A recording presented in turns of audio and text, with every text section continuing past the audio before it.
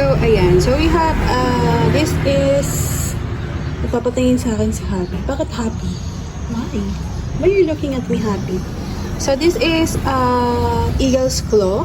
So, kailangan na siyang i-repot because, ayan, 6 na siya sa pot and para mas mag-boom siya. So, eagle's claw is a Haworthia and hindi siya mahirap alagaan, pwedeng pabayaan ganun. So, I have 1, 2, 3, 4, 5, 6, 7 eagle's claw. So, dati dito lang ako nag-cut, repat-repat, and then boom, ay bongga na siya. So, i-repat ko na siya dito.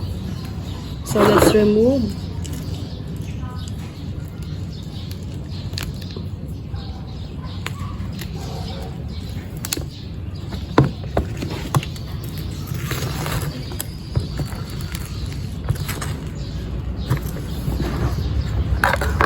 Hirap yan tanggalin.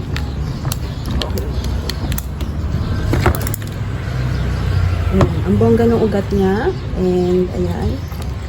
So, igaganyan ko lang siya. Hindi na ako hindi na ako masyadong magpuputol-putol ng ano. So, ganyan ko na siya i-repat.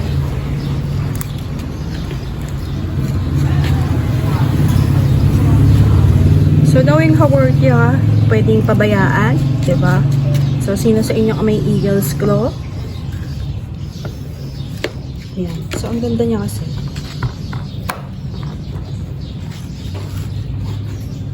So, last year ito na-repot.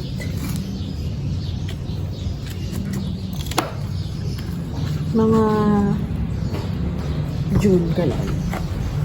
Ganong month.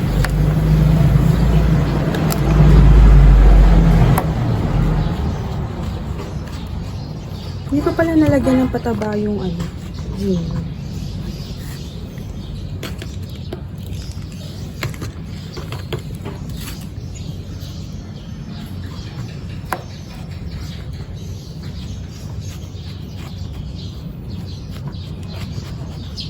Ayan. So, naripat na natin siya. Finally. Ayan. Tapos, lalagyan lang natin yan ng Starkel G later. And then, other one, ito. Ayan. Ang ating isa pang Haworthia. So, bawas tayo ng lupa dito. Mga oil pot lang to na namatayan ng mga plants. So, basa yung ano nito, soil. Ay! Tapos, lagyan natin sila dito. Kapag na-dehydrate ang isang plants, pero matagal na siya sa kanyang pot, kailangan na din silang i-repat.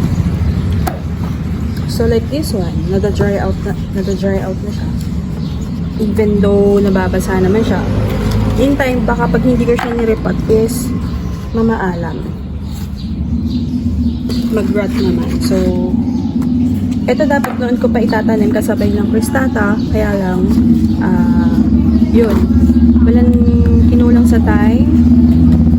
So, ngayon, may time tayo na mag-repat. And I'm happy na makapag-repat ulit. Kasi ang pag-repat is stress reliever din and nakakasaya ng PD. So, yeah.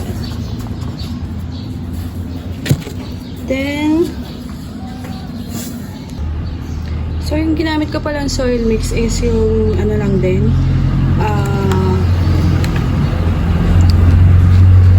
more of the organic material. So, wala naman ako masyadong nilagay na bato-bato dyan.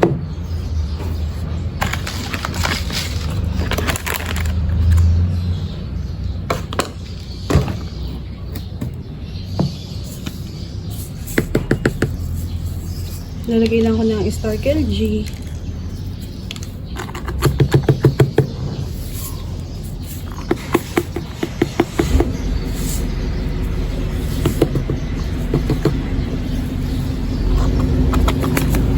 Madami. Okay lang. So again, ang Haworthia ay pang matibayan. So maglalagay ako ng Osmocote sa kanila. Syempre sa kanila. Dami ko nilagay. Tapos, I would use a lava rock. Red na lava rock. Parang ang pangit ng ano yun.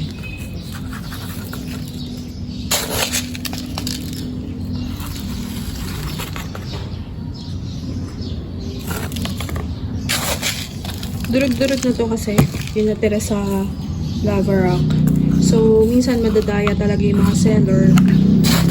They put the durug-durug rock kapag sa pinakadulo ng inyong sorry.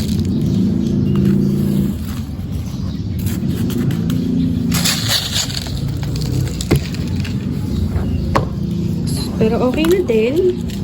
Mura ko lang naman ito nabili. 4 toppers lang naman para lang naman maging aesthetic yung mga plants natin, diba? So, yan. So, ayan ang ating mga Haworthias. And, yan. So, we're done. Very easy lang mag-repot ng Haworthia. And, ayun. Ganun lang ako mag-repot. That's what I've learned from the past plants that I've repotted. Before kasi, ina-upload ko sila, pero ngayon wala nga akong time na mag-monitor sa kanila. So, if you don't have much time on that, pwedeng ganun natin yung gawin niya. I'm sure yung iba ganyan lang din ginagawa. So, sa propagation ng Haworthia, you just cut this one para magkaroon kayo ng maraming Haworthia. But ako, hindi ko na sila ika-cut kasi may nakita ko sa Living Nursery gift na Haworthia na ganito. Talagang maganda siya. Tapos, malaki. Ma-lash, gano'n. So, that's all for today. Thank you for watching Everything Nice at Mitch. And kung nag-enjoy kayo at nagustuhan niyo ang ating repotting today, please don't forget to hit the like and subscribe button and pa-share na din sa inyong mga friends and family. So, thank you for watching Everything Nice at Mitch, Succulent Love. This is your nurse, Pantita, saying God bless po. At lagi mag-ingat.